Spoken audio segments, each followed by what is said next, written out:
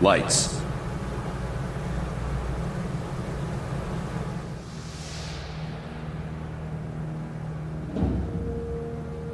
We are at war, and not the one we were expecting.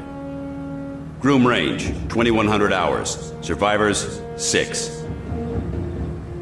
In just a few minutes, our enemy managed to destroy the primary Strategic Command Center.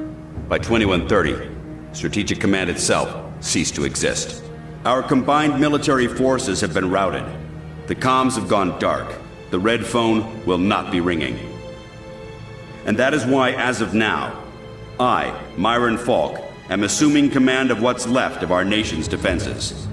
The Bureau was founded to coordinate resistance forces in the event of a complete and successful Soviet invasion. That mission remains the same, even if our enemy does not. We now face an opponent from beyond our world, whose identity is yet unknown. But make no mistake, this enemy has crippled us.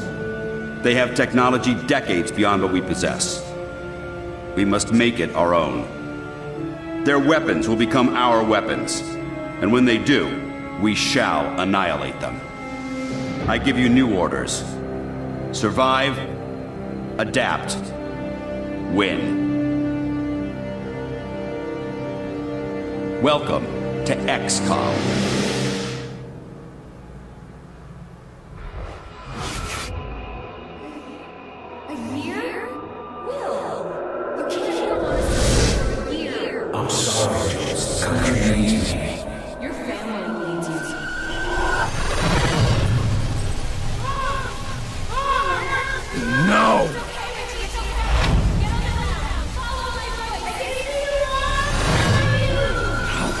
No, I can help them. Let me help them!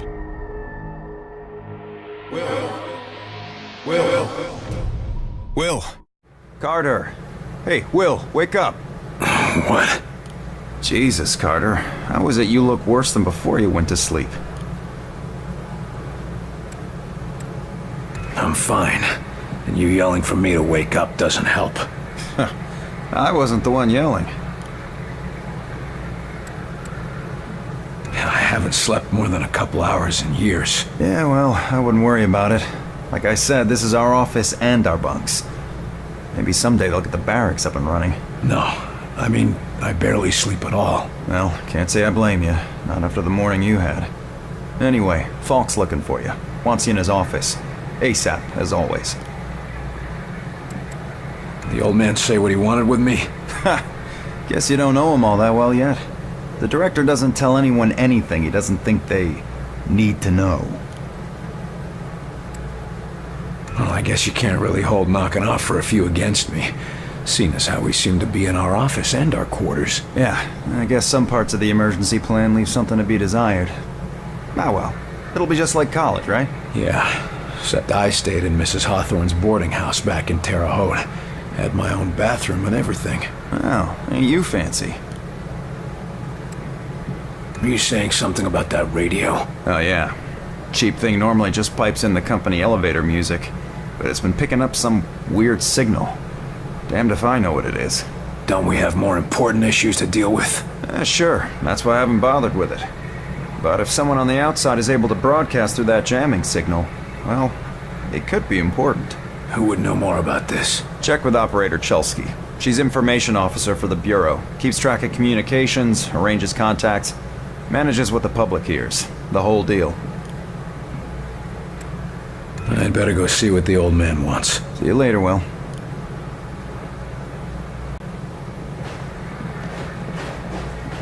Two.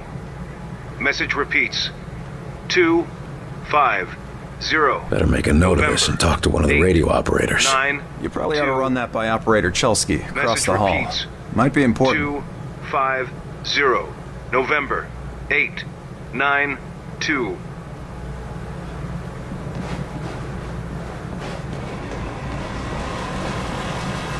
You the dispatcher? A little more than that, Agent Carter. I'm Chief Information Officer with the Bureau.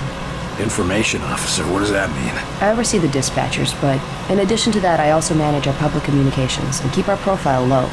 For now, My job is also keeping the public from knowing the scope of the threat. Because rioting mobs of civilians are the last thing we need right now. Exactly. You and your agents contain the enemy's attacks, and my operators will keep the public panic level in check. I'll try not to distract you too much. As long as you have a good reason. What do you need, sir? Isn't the enemy jamming all communications? Yes, most broadcasting equipment is facing heavy interference, cutting effective range down to less than 5% of normal. Then how are you... Our equipment is significantly more robust. We're still communicating at approximately 90% of effective range. The best of the best, you know.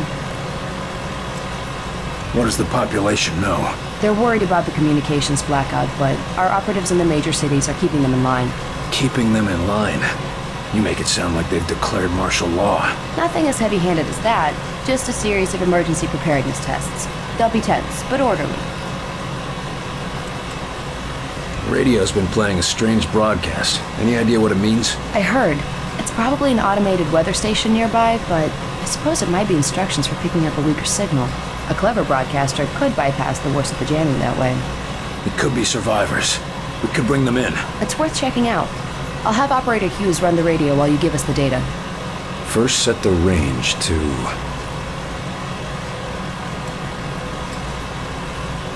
Set the range to 250. Now the direction? Set the direction north. And the frequency? Set the frequency to 892 megahertz. Checking ultra-high frequency. Nothing. Wait. What is... It's survivors. They're trying to warn others of the attack. Reply. Tell them they aren't alone. We'll do what we can to assist. We'll dispatch someone to help, but we'll also have to make sure they stop broadcasting immediately. We can't risk that information spreading. As long as they get rescued.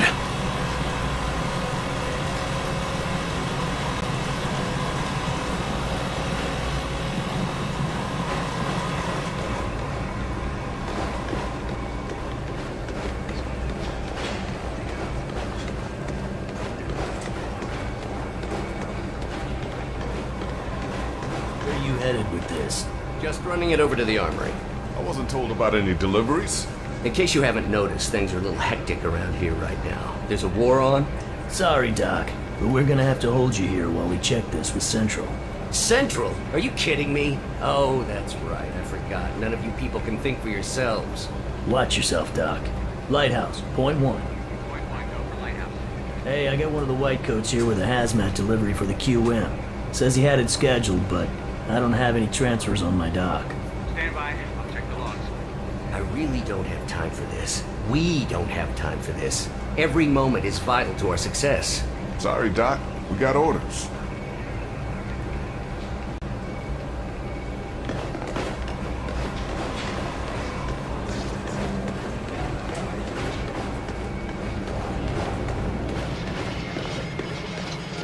You were there. You saw what he was capable of. I did. It's just... his file paints a different picture.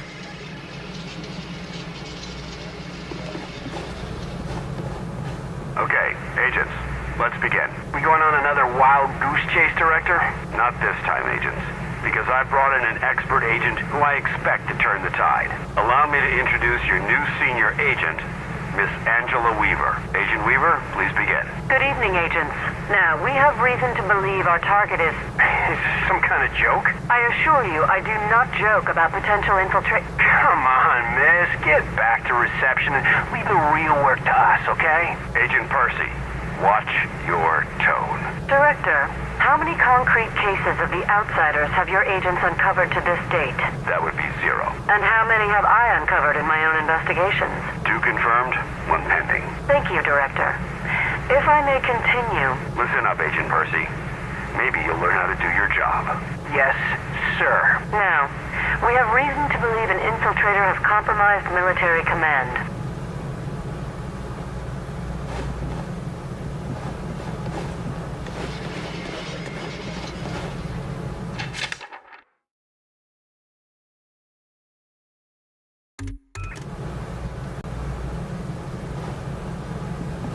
Speak of the devil. Carter, good. Agent Weaver is afraid you don't play well with others. I tend to see that as an asset.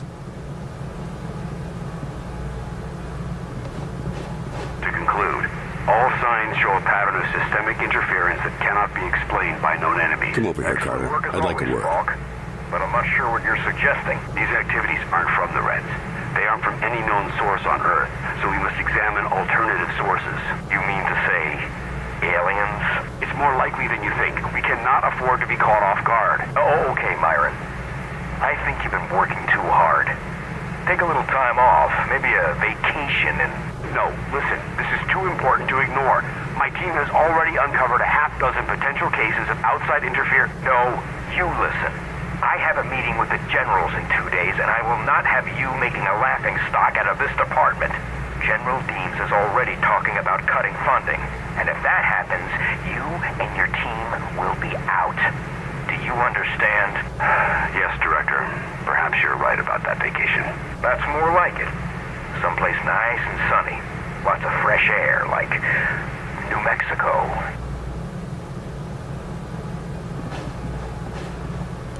What do you want from me, sir? You're not here in this facility by chance. I brought you here quite purposefully. I've been following your career for some time.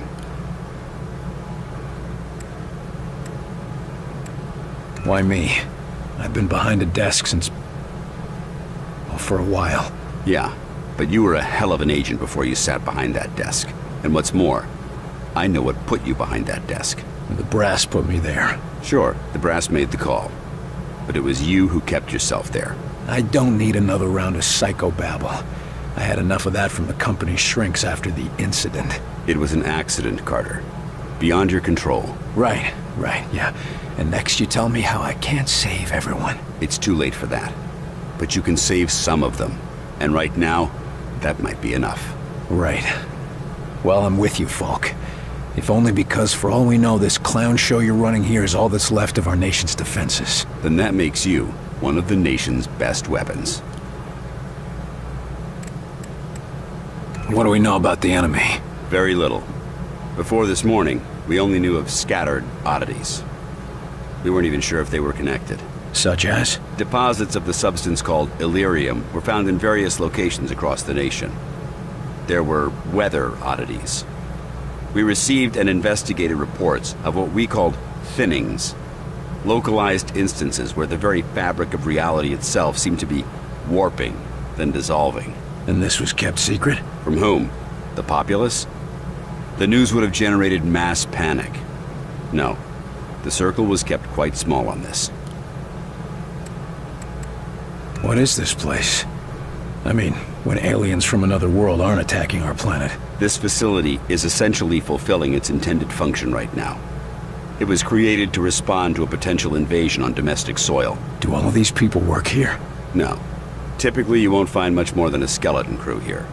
But certain carefully selected individuals across all military disciplines are aware of this facility's existence. In the case of a domestic invasion, they're under orders to arrive here. I never knew about this place. Well, based on your performance at Groom Range, I'd say that omission was a grievous oversight. What's our plan? Our first order of business is to get this facility running at full capacity. I believe our best shot at defeating an enemy with superior technology is to take that technology from them and make it our own. And we got the facilities to do that? We're still finishing construction on the lab, but we've already got one of the best leading the team, Dr. Dressner. And he won't be doing it alone. I'm in the midst of organizing field teams to be sent on recon and recruitment missions for other specialists. I'm heading down to the ready room. De Silva will meet you there and help you assemble a team. Get moving.